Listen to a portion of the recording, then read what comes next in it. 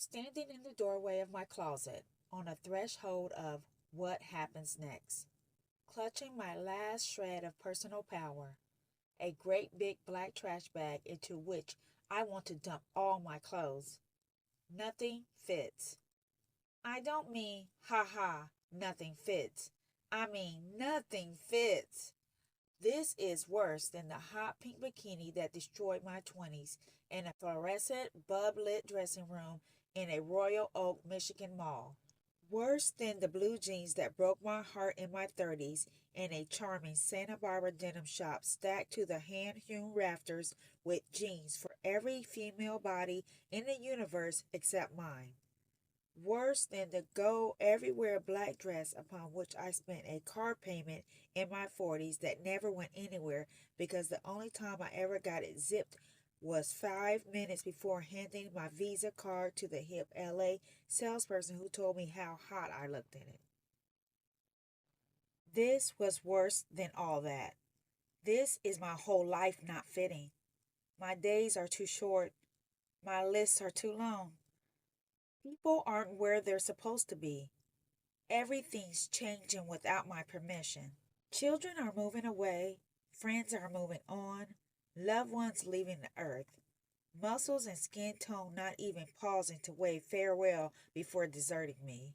And after all I've done for them, just when I think I can't possibly stand one more goodbye, something or someone I thought who would be here forever isn't. Everyone I know is in some version of a great big life shift, right in the middle of people and things that are changing and disappearing way too fast. A unrequested rearrangement of everything in our personal worlds as if there isn't enough that feels out of control right now in the big world. It's unsettling and unnerving and scary.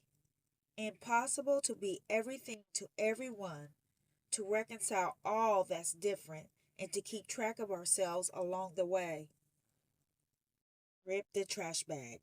I have an overwhelming, exhilarating need to get rid of things before any more leave on their own.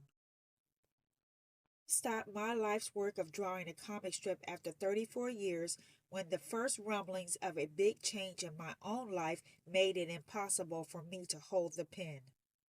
My daughter was starting her senior year of high school, and I panicked that her childhood was ending before I had a chance to be a mom. I wanted, for once in my life, to get to be a full time mom like the stay at home moms, superstar moms I read about in magazines.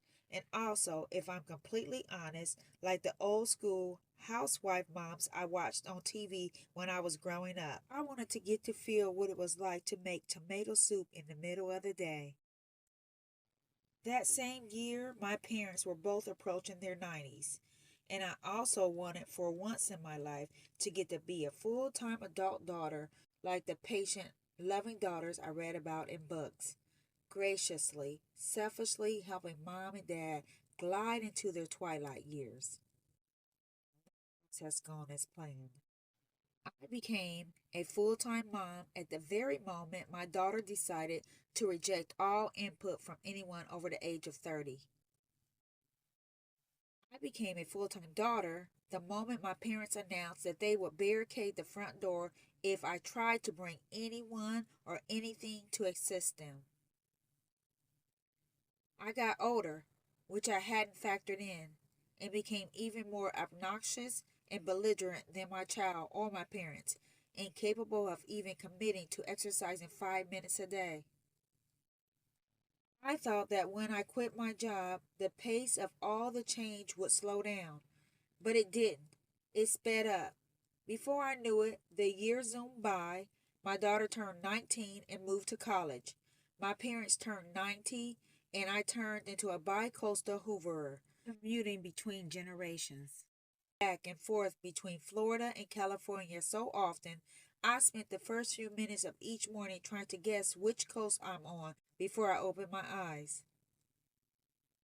Which is why I'm standing here right now, trash bag held high. I can control nothing else, but I can't control this. I will stuff life as I knew it into this bag and get rid of it, all of it. The delusional clothes, the useless beauty products, the plastic food containers with no lids. I will move on to the file cabinets, the bathroom cupboard, the storage room. I will shred and dump, delete, declutter. I will be a role model of clarity. I will do it for my family. I will do it for me. Create a future with absolutely nothing hot pink or strappy holding me back. I opened the garbage bag to stuff in my first triumphant. Out. Reached into the closet and pulled out a frayed t-shirt I haven't worn since 1982. I study it in my hand. I think how cute it would look paired with an oversized linen shirt, beaded belt, and suede ankle boots. Seeing a kicky messenger bag online somewhere with tassels the exact shade of the teal as the faded flower logo on the right sleeve. I refolded the shirt and laid it back on the shelf. I closed the garbage bag. I marched into the kitchen and sit at the table. So many thoughts are stacking up in my head. Big changes, little tassels, hanging on, letting go. I open my laptop to start typing. Before I can unload the closet, I have to get rid of some of these words.